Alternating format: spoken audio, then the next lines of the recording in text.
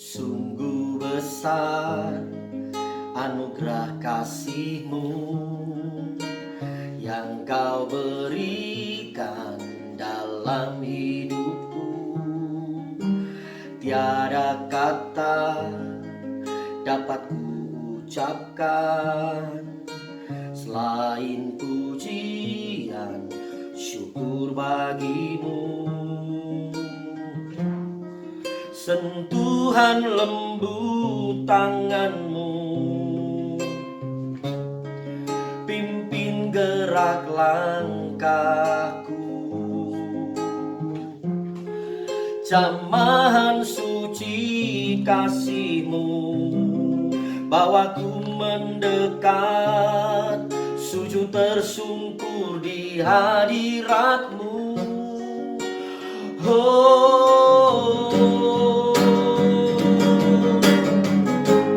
Tangan ajaib Tuhan memimpinku ke dalam rencana-Mu.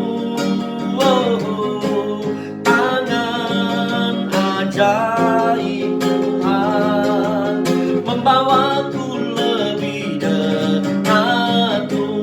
Tangan ajaib Tuhan memimpinku ke dalam rencana-Mu.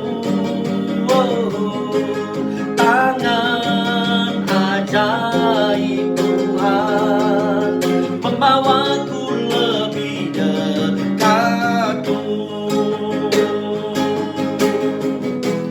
Tak pernah Engkau meninggalkan diriku bergumul sendiri. Tak pernah Engkau membiarkan ku berjalan sendiri. Tangan ajaib Tuhan memimpinku ke dalam rencana-Mu. Tangan ajaib Tuhan membawaku lebih dekat-Mu. Membawaku lebih dekat-Mu. Membawaku lebih dekat-Mu. Haleluya.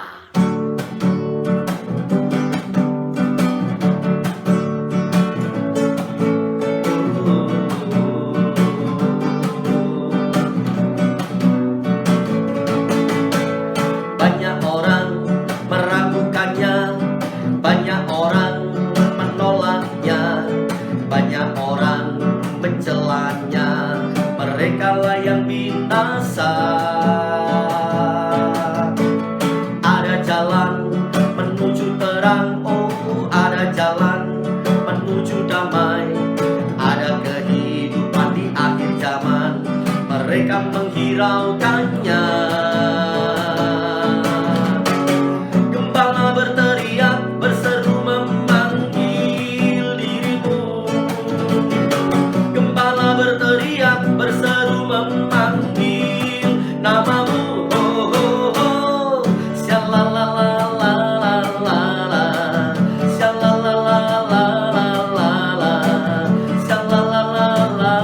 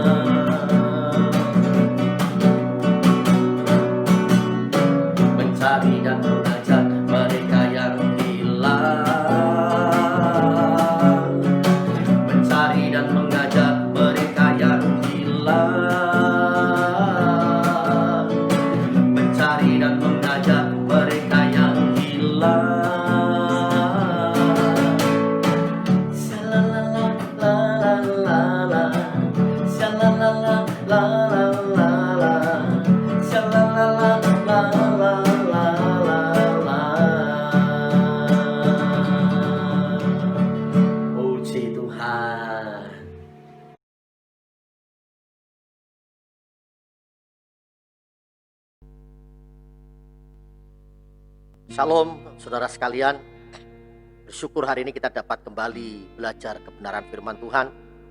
Saya mengajak mari kita buka hati kita yang terbaik untuk Tuhan bicara, dan kiranya Roh Kudus menuntun memimpin kita saat kita belajar bersama-sama kebenaran firman Tuhan. Saya mengajak kita bersatu hati berdoa. Bapa di sorga, kami datang ke hadirat-Mu, kami mengucap syukur buat kasih setiamu, bersyukur buat pemeliharaan Tuhan yang sempurna. Kami hari ini Tuhan mau belajar kebenaran firman-Mu. Tuhan urapi hamba-Mu, urapi kami semua, dan biarlah setiap anak-anak-Mu yang mendengar firman ini dijamah, dilawat oleh Tuhan. Yang sakit disembuhkan, yang kekurangan diberkati Tuhan, yang lemah dikuatkan. Sampaikan isi hati-Mu, kami semua siap diberkati oleh Tuhan. Dalam nama Yesus kami mengucap syukur, kami berdoa. Haleluya, haleluya. Amin. Puji Tuhan, saudara kasih Tuhan, hari ini saya mau sampaikan satu tema khotbah, yaitu mendengar saat Tuhan bicara. Sekali lagi, mendengar saat Tuhan bicara. Saudaraku yang dikasih Tuhan, keinginan Tuhan adalah selalu dekat dengan anak-anaknya. Selalu ingin menyampaikan pesan atau berbicara kepada kita. Tetapi seringkali yang menjadi masalah adalah ketika dia berbicara, kita kurang mendengar. Ketika dia menyampaikan pesannya, kita kurang peka. Maksud saya Yakobus 1 ayat 19, demikian firman Tuhan. Yakobus 1 ayat 19. Hai saudara-saudara yang kukasihi, ingatlah hal ini. Setiap orang hendaklah cepat untuk mendengar, tetapi lambat untuk berkata-kata, dan juga lambat untuk marah. Pesan dari surat Yakobus ini adalah supaya kita sebagai anak-anak Tuhan cepat mendengar saat Tuhan bicara. Pertanyaan besar buat kita hari ini, apakah kita mau mendengar suara Tuhan dengan baik? Apakah kita mau menjadi anak-anak Tuhan yang peka, yang mendengar saat Tuhan bicara? Saudaraku, mari kita bahas bagian yang pertama ini, mengapa kita kurang mendengar. Sekali lagi, mengapa kita kurang mendengar? Yang pertama penyebabnya adalah karena kedagingan kita, karena karakter buruk. Kita lebih menonjol atau lebih dominan, lebih kuat daging kita daripada roh kita. Karakter buruk lebih kuat daripada karakter yang baik. Saya kasih contoh tentang kisah Lot. Lot adalah anak Tuhan dalam Kejadian pasal 19. Lot juga disebut sebagai orang yang terpilih. Tapi masalah Lot adalah Lot punya karakter yang negatif. Kedagingan Lot jauh lebih kuat daripada rohnya. Ini dapat kita amati dalam Kejadian pasal 13 ketika Abraham meminta kepada ponakannya supaya Lot mengambil sebuah pilihan antara ke kanan atau ke kiri. Maksudnya waktu itu, pada saat itu terjadi persoalan hebat antara budak atau karyawannya Abraham dengan karyawan Lot, karena mereka sama-sama diberkati Tuhan. Sehingga lahan mereka sudah kurang cukup luas lagi untuk mereka mengembangkan bahasa sekarang bisnisnya, mengembangkan usahanya. Lalu terjadi pertikaian antar karyawan, antara pembantu-pembantunya. Maka Abraham, seorang paman yang sangat bijaksana, meminta kepada Lot untuk mengambil sebuah pilihan tempat atau daerah yang akan dipilih. Abraham berkata, jika kamu memilih ke kanan, maka aku akan memilih ke kiri. Perhatikan baik-baik, ketika Abraham meminta kepada Lot untuk memilih, itu sungguh luar biasa. Lot ini pilihannya. Harusnya sebagai seorang ponakan, Lot ini ngikuti apapun yang pamannya putuskan. Jadi dia harus bijaksana, karena toh Lot diberkati karena Abraham. Lot ketika keluar dari Haran, tanah kampung halamannya, itu bersama-sama dengan Abraham. Lot ini diberkati, banyak ditolong oleh pamannya.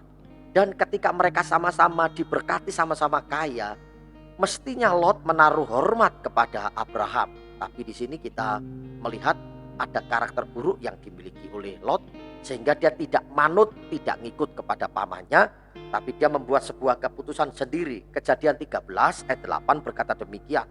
Maka berkatalah Abraham kepada Lot, janganlah kiranya ada perkelahian antara aku dan engkau, dan antara gembalaku dan para gembalamu, sebab kita ini kerabat. Bukankah seluruh negeri ini terbuka untuk engkau? Baiklah pisahkan dirimu daripadaku. Jika engkau ke kiri, maka aku ke kanan. Jika engkau ke kanan, maka aku ke kiri. Ayat 10 perhatikan baik-baik. Lalu Lot melayangkan pandangnya dan dilihatnyalah bahwa seluruh lembah Yordan banyak airnya, seperti taman Tuhan, seperti tanah Mesir sampai ke Zoar. Hal itu terjadi sebelum Tuhan memusnahkan Sodom dan Gomora. Nah, Lot kedagingannya lebih kuat daripada rohnya, sehingga dia memilih tempat yang kelihatan di matanya, tempat yang subur, tempat yang indah seperti taman Tuhan. Mestinya Lot mempersilahkan pamannya memilih, tapi dia memilih berdasarkan apa yang dilihatnya, berdasarkan dengan kedagingannya.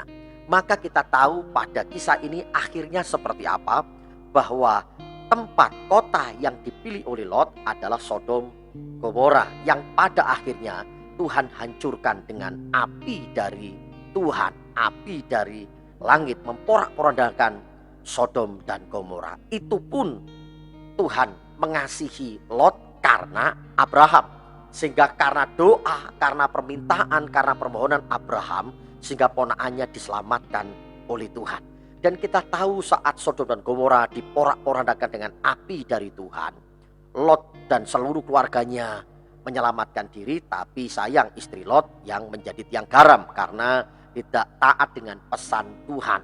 Kemudian Lot ketika meninggalkan Sodom dan Gomora, dia pergi dan memilih tempat yaitu gua, tinggal di dalam gua. Sementara malaikat sebenarnya berharap dia tidak ada di situ. Sekali lagi, kenapa? Karena dia kedagingannya lebih kuat.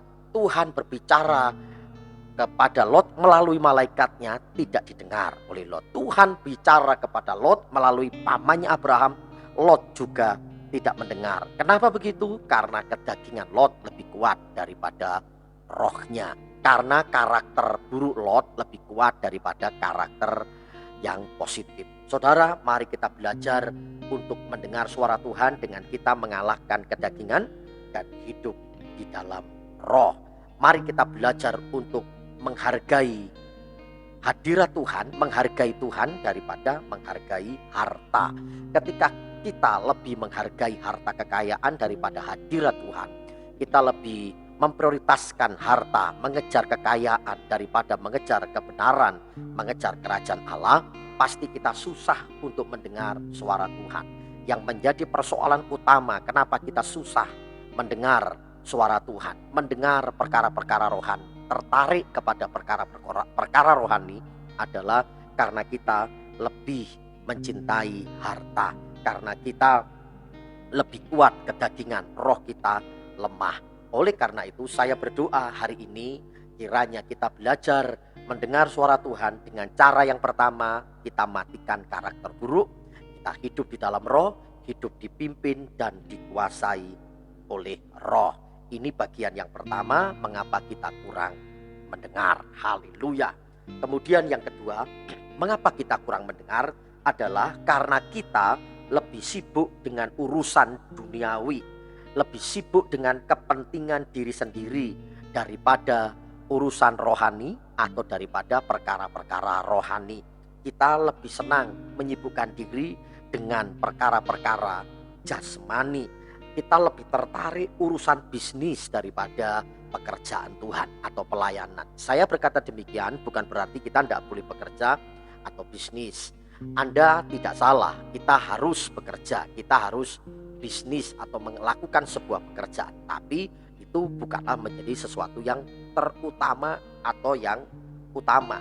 Prioritaskan Tuhan. Matius 6 ayat 33 berkata, karena itu carilah dahulu kerajaan Allah dan kebenarannya, maka semuanya akan ditambahkan kepadamu. Saat kita mengejar Tuhan, saat kita mengejar kebenaran, mendahulukan pekerjaan Tuhan, memprioritaskan Tuhan, saya pastikan bahwa tambahannya bisnis, pekerjaan, dan yang lain-lain pasti akan diberkati Tuhan. Ketika kita lebih menyibukkan diri dengan urusan pribadi, lebih egois dengan kepentingan diri sendiri, kita akan tumpul, saudara. Kita nggak akan peka dengan suara Tuhan. Ya, karena kenapa? Daging kita lebih kuat. Lalu kemudian kita sibuk dengan perkara-perkara duniawi. Mari pada bagian ini kita introspeksi sebentar. Berapa persen atau berapa prosentasi yang saudara kerjakan hari-hari ini, akhir-akhir ini. Mari kita bandingkan prosentasi buat Tuhan atau prosentasi buat diri sendiri. Yang kita lakukan aktivitas hari-hari. Apakah hati kita tertuju kepada Kristus atau hanya untuk pemenuhan keinginan daging, kepuasan kita, atau memenuhi kebutuhan kita. Sementara Tuhan berkata, jangan kamu khawatir apa yang kamu makan, kamu minum, apa yang kamu pakai. Tapi kita masih khawatir dengan keadaan sehingga kita bekerja giat, bekerja keras. Sekali lagi saya mau katakan, saya mau tekankan, tidak salah saudara bekerja giat, harus bekerja giat. Tapi jangan taruhkan hatimu di pekerjaanmu, taruhkan hatimu kepada Tuhan. Sebelum kita bekerja, sebelum kita berbisnis, sebelum kita beraktivitas, pastikan kita cari Tuhan. Pastikan hatimu tertuju kepada Tuhan. Pastikan orientasimu tertuju kepada Tuhan.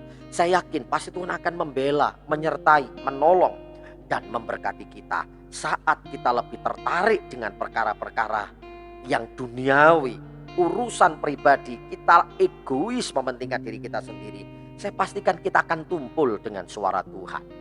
Kita nggak peka, nggak akan bisa peduli dengan kebutuhan orang lain. Kita nggak akan mengerti dan tidak mungkin kita jadi berkat. Karena orientasimu hanya terhadap dirimu sendiri. Mari sejenak tengok tentang diri kita hari-hari ini. Apakah memang benar Anda sungguh-sungguh telah memprioritaskan Tuhan, mendahulukan Tuhan, mengandalkan Tuhan. Atau jangan-jangan hari-hari ini kita terlalu sibuk dengan urusan diri sendiri, urusan duniawi. Itu akhirnya menghambat kita untuk mendengar suara Tuhan. Haleluya. Baik, yang ketiga, saudara, mengapa kita kurang mendengar? Karena kekhawatiran kita lebih kuat daripada iman kita. Sekali lagi, karena kecemasan, kekhawatiran kita lebih kuat daripada iman kita. Mari kita tengok dunia hari ini penuh dengan kecemasan. Banyak orang khawatir karena musim masa pandemi seperti ini. Orang begitu takutnya luar biasa. Memang saya katakan kita tertib protokol kesehatan. Anda dan saya mesti pakai masker, jaga jarak, cuci tangan setiap saat, dan harus betul-betul menjaga diri dengan waspada. Tapi ingat, jangan terlalu paranoid, jangan terlalu ketakutan. Kita punya Tuhan. Waspada, hati-hati ya, tapi jangan terus Anda terlalu khawatir, lalu saking khawatirnya Anda tidak bergerak dan seolah-olah menjauh dari komunitas dan sebagainya. Saudara kasih Tuhan, jangan sampai kekhawatiran kita lebih kuat daripada iman kita. Saat kekhawatiranmu lebih kuat daripada imanmu, engkau gak akan pernah mendengar suara Tuhan. Tuhan berbicara berulang-ulang kepadamu, tapi itu tumpul, engkau gak bisa peka dengan suara Tuhan. Saya yakin hari ini Tuhan rindu dekat dengan saudara. Dia rindu berbicara kepada saudara. Dan izinkan hari ini melalui kebenaran firman Tuhan yang hambanya sampaikan, itu mengingatkan kita bahwa kita perlu belajar mendengar suara Tuhan. Karena sekali lagi, kerinduan Tuhan adalah berbicara. Kerinduan Tuhan adalah menyampaikan pesan-pesan rahasia kepada kita. Dia sangat rindu bersahabat dengan kita. Bukankah Alkitab mengatakan, aku tidak menyebut kamu lagi sebagai seorang hamba, melainkan sahabat. Sebab kepada hamba Tuhan tidak pernah menyampaikan pesan penting, pesan rahasia. Hanya kepada sahabatnya Tuhan menyampaikan pesan-pesannya. Haleluya. Ya, saudara, saya rasa firman ini mulai saudara tangkap dengan baik. Mari kita komitmen, matikan daging, hidup dalam roh. Prioritaskan Tuhan, jangan kepada urusan bisnis atau lebih mementingkan diri sendiri. Egois. Saya berdoa Anda bukanlah pribadi atau orang Kristen yang egois, yang memikirkan dirimu sendiri. Dan saya berdoa kita tidak dipenuhi dengan kecemasan, kekhawatiran, tapi iman kita kuat. Saya mau akhiri bagian ini dalam khotbah hari ini. Bagaimana kita bisa mendengar saat Tuhan bicara. Bagaimana kita bisa mendengar saat Tuhan bicara? Sekali lagi, saya mau tekankan bagian ini. Mari matikan karakter lama. Sekali lagi, matikan karakter lama. Hidup menjadi manusia baru. Efesus 4 ayat 17 sampai 24. Mari saudaraku kita belajar supaya kita matikan keinginan daging. Hidup menjadi manusia baru yang peka ketika Tuhan bicara. Dengar dia panggil nama saya. Dengar dia panggil namamu. Dan mari kita menjawab. Ku jawab ya Tuhan. Hari ini saya percaya Tuhan mau bicara kepada kita. Dan izinkan Roh Kudus mengubahkan hati kita, melembutkan hati kita, matikan karakter lama, hidup menjadi manusia baru. Itu yang pertama. Yang kedua, bagaimana kita bisa mendengar saat Tuhan bicara, yaitu prioritaskan perkara-perkara rohani. Ya, dahulukan pekerjaan Tuhan. Ingatlah Tuhan sungguh-sungguh. Matius 6 ayat 33 seperti yang saya sampaikan di awal. Mari bersama-sama kita mengangkat tangan dan berkata, saya mau Tuhan mendahulukan Engkau, memprioritaskan Engkau. Jika kemarin kita belum melakukannya, mari kita datang minta ampun kepada Tuhan. Dan kita bangun komitmen baru di hadapan Tuhan untuk kita melakukan kehendak Tuhan, untuk kita mendahulukan kerajaan Allah dan kebenarannya.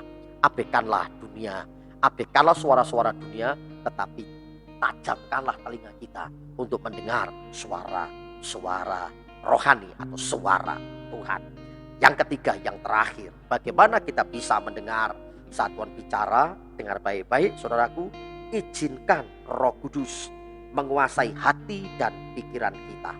Izinkan Roh Kudus menguasai hati dan pikiran kita, serta memimpin hidup kita. Buka hatimu hari ini, izinkan Dia masuk dalam hatimu dan bekerja, menguasai hidup kita.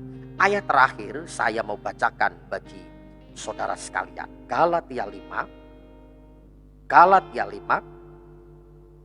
Haleluya, haleluya. Haleluya. Galatia pasal yang kelima, ayatnya yang pertama dan yang kedua. Supaya kita sungguh-sungguh merdeka, Kristus telah memerdekakan kita. Karena itu berdirilah teguh dan jangan mau lagi dikenakan kuk perhambaan. Sesungguhnya aku Paulus berkata kepadamu, jikalau kamu menyunatkan dirimu, Kristus sama sekali tidak akan berguna bagimu. Sekali lagi aku katakan kepada setiap orang yang menyunatkan dirinya bahwa ia wajib melakukan seluruh hukum Taurat. Saya lompat kepada ayat yang ke-16. Haleluya. Ya, inilah yang paling tekankan adalah yang Paulus maksudkan dan Tuhan inginkan adalah begini. Maksudku ialah, nah ini, hiduplah oleh roh, maka kamu tidak akan menuruti keinginan daging. Sebab keinginan daging berlawanan dengan keinginan roh, dan keinginan roh berlawanan dengan keinginan daging. Karena keduanya bertentangan, sehingga kamu setiap kali tidak melakukan apa yang kamu kehendaki. Nah, sebagai terakhir penekanan di dalam Galatia 5, 16, 17, Tuhan mau kita semua sebagai orang-orang percaya hidup dipimpin, dikuasai oleh Roh Kudus. Hari ini izinkan Roh Kudus menguasai pikiran, hati kita, menuntun, memimpin setiap langkah hidup kita. Saya percaya saat kita matikan daging, hidup di dalam roh, matikan karakter lama, menjadi manusia baru. Lalu saat kita memprioritaskan Tuhan dalam hidup kita, menetapkan tujuan hidup kita hanya untuk Kristus, bukan untuk kebanggaan, bukan untuk kesenangan, kepuasan duniawi, saya dan saudara akan peka dengar suara Tuhan. Yang ketiga, izinkan Roh Kudus menguasai hati pikiran dan memimpin langkah kita. Saya pastikan kita ketika kita melakukan hal ini, kita akan menjadi seorang hamba yang mendengar suara Tuhan, peka. Biarlah jika engkau hamba Tuhan, mari kita peka dengan suara Tuhan.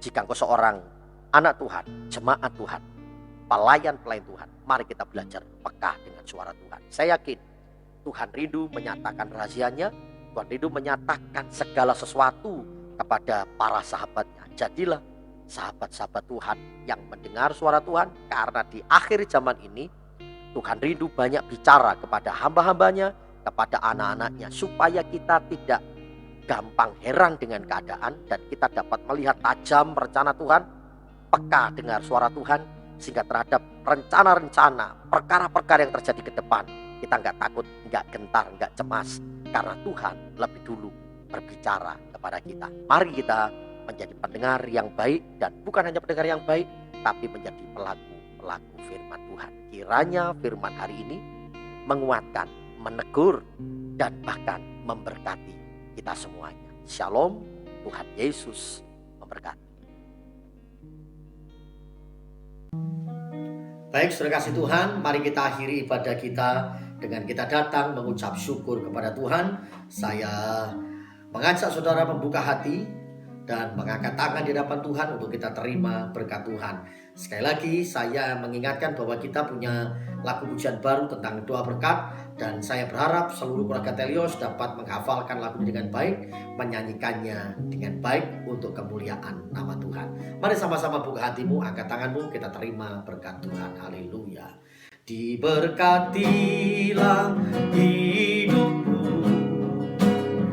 diberkati keluargaku, diberkati masa depanku. Kau limpahkan kasih setiamu, diberkatilah, diberkatilah hidupku,